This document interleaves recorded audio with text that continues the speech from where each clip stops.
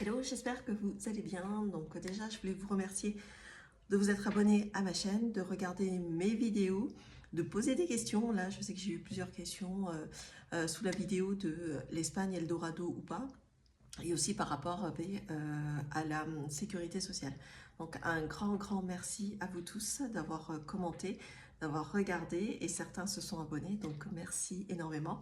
Donc quand j'ai lancé cette chaîne YouTube, je pensais tout simplement partager mon quotidien un petit peu pour montrer comment ça se passe en Espagne, d'une vie de famille avec une enfant qui va à l'école. Donc là, cette année, elle est rentrée pour la première fois. Comment ça se passe?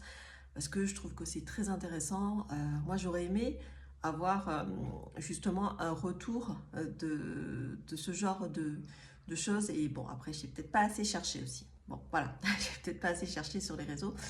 Mais c'est bien d'avoir des vidéos qui parlent justement de savoir comment ça se passe réellement, parce que c'est vrai que quand on a emménagé, les premiers mois, on a l'impression d'être en vacances, donc on achète des trucs, machin, et par contre le, le compte bancaire, lui, a tendance à diminuer, et ça, il faut faire très attention, parce que ben voilà, on a plein de paillettes dans les yeux, on est super excité de venir vivre une nouvelle aventure, et après, ben, il y a la réalité aussi de la vie qui arrive, et ça, peu importe que ce soit en Espagne ou ailleurs, quoi.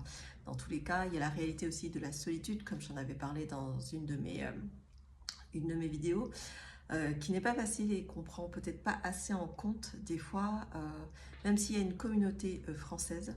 Après, il faut faire le tri, comme pour tout dans la vie, que ce soit en France ou pas. Des gens que vous rencontrez, il faudra faire le tri. Et vous verrez bien ceux avec qui vous allez pouvoir avoir des liens, et d'autres avec qui il n'y aura jamais quoi que ce soit, quoi. Donc voilà, il y a toutes aussi les difficultés administratives, mais aussi de mentalité. Des fois, même si on est proche, il y a des choses, bon, c'est un peu bizarre, enfin, comment pensent les Espagnols, mais ça encore, voilà.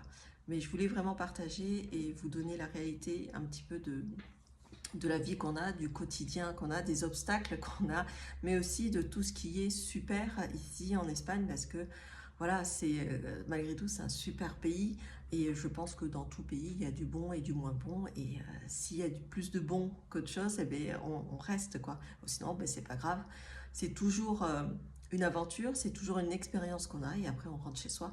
Il y a beaucoup de Français aussi qui sont venus, il y en a certains qui avaient ouvert des restos et qui sont repartis parce que ça ne fonctionnait pas, d'autres qui malgré tout parlaient la langue et pourtant n'ont pas réussi à trouver un travail.